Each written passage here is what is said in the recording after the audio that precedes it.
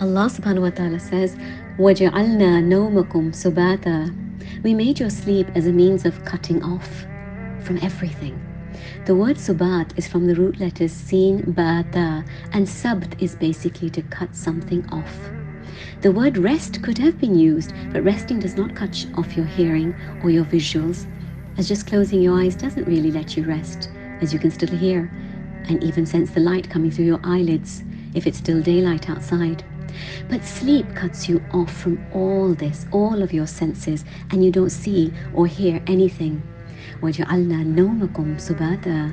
And this is essential, as the body needs to repair and overcome the wear and tear, as the body needs complete physical rest.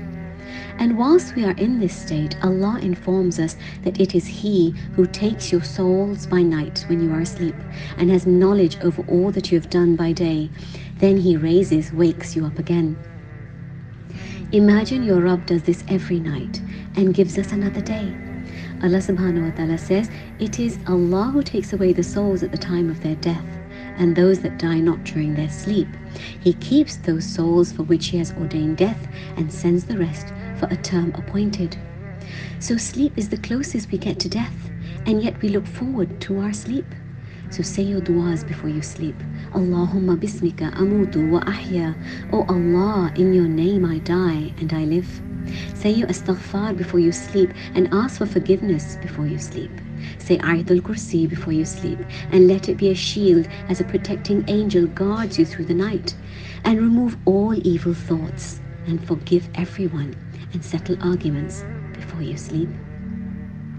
The Messenger of Allah ﷺ was sitting with a group of the companions in the masjid, and he said, a man will now enter who is from the people of paradise. The man walked in. Later it happened again, and then a third time. Abdullah ibn Amr ibn al-As wanted to find out what was so special about this individual. So he asked the man if he could stay over at his house for 3 days, making an excuse to stay. The man allowed him to do so. Observing him carefully in his home, Abdullah noticed that the man didn't do anything out of the ordinary.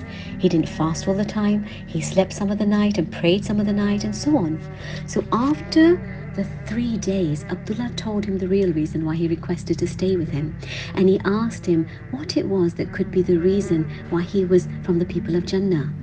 His host couldn't think of anything, but after some time he said, every night before I go to sleep, I forgive whoever has wronged me. I remove any bad feelings towards anyone from my heart. And this can also be found as a similar narration in the Musnad Ahmad. So at night, our ruh, our soul, leaves us partially. So try to resolve your issues before you sleep. But we are so blessed with this ni'mat of sleep, this blessing. It cuts us off, allowing our body to repair and rejuvenate. We see around us some people that just can't sleep at night. They are exhausted all the time, and their insomnia doesn't let their bodies function as they should, and they're irritable, and some need sleeping pills. So Allah highlights how sleep is a huge blessing that He has given us.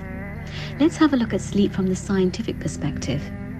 There are 4 to 5 stages of sleep, involving passing from waking state into a semi-wakeful state, then into stages of progressively deeper sleep, followed by REM sleep, rapid eye movement sleep, with a normal sleep requirement being 6 to 7 hours per night. During this, a typical sleep cycle is about 1.5 hours, and a typical person has 4 to 5 sleep cycles occurring per sleep period. Sleep deprivation studies have highlighted that going more than 40 hours without sleep leads to forgetting, irritation, poor judgment, and other symptoms. And studies of extreme sleep deprivation of about 120 hours can cause behavior similar to schizophrenia, with symptoms including hostility, suspicion, paranoia, unpredictable behavior, hallucinations, delusions, and anxiety.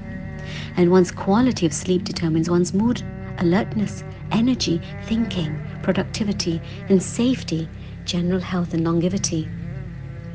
The sleeping brain is still highly active, whereby it regulates the immune system, hormone balance, replenishing of neurotransmitters, and cardiovascular functions.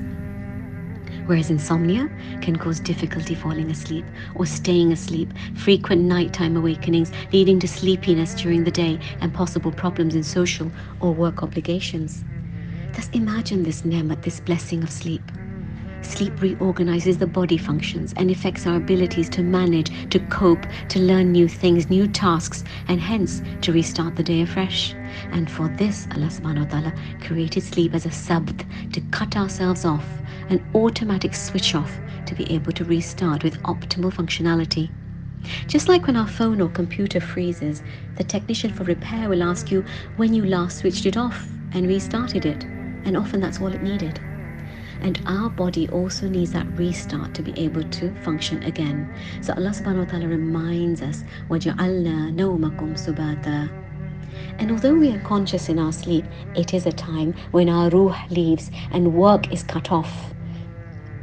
And even relationships, no matter how caring, are all cut off. Sometimes you don't even hear your alarm blaring at you, or even your baby until it cries for quite a while. So you are totally cut off for at least a few hours every day. And hence for those hours, we become very irrelevant in the dunya, in this world.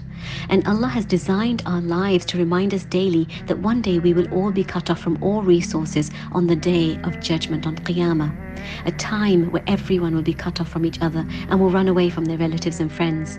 And this reminder comes after every 12 hours so that our minds don't forget that we have no control on ourselves at that time. Whether we are sleeping in the strangest of positions or whether our mouths are fully open, we wouldn't know, as we become so irrelevant and so unaware of our own selves, so powerless. Yet Allah SWT is ever watchful, merciful, and He turns us in our sleep from side to side, maintaining our blood circulation, keeping us moving, and so that we don't develop bed sores as we sleep. And He is the only one that doesn't need sleep. لا تأخذه سنة ولا نوم. And so Allah SWT reminds us of our needs and limitations every day as we see the coming of night at the end of each day. And yet He highlights how it is a necessity for us, as prolonged work could harm our bodies.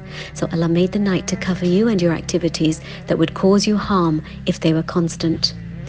For this period of repair, it is highlighted that the darkness of night is required, and yet today our youth are up all night on their gadgets or their studies, or our weddings and festivities start at 10 p.m. This leads to an unhealthy lifestyle, low levels of energy, and no time for ibadat, for worship, which is your spiritual rejuvenator, and we need that rejuvenator.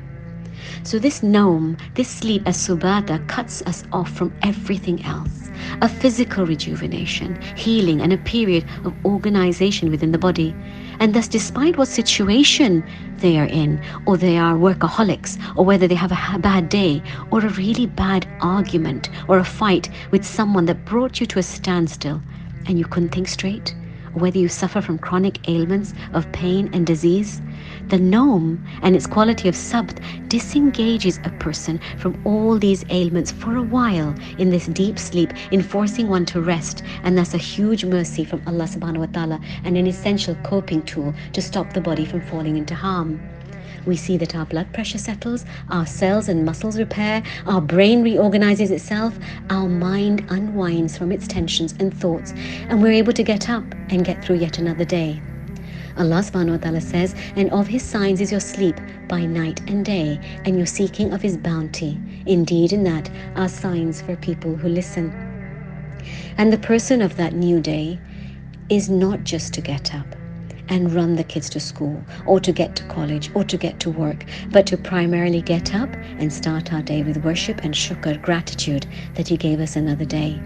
So sleep early and get up early and enjoy the daybreak and the worship and the tilawat of the Quran in the mornings, the walk, the birds and their twitter, and watch the early bird catch the worm, as all of nature gets up and becomes alive all around you, and feel refreshed.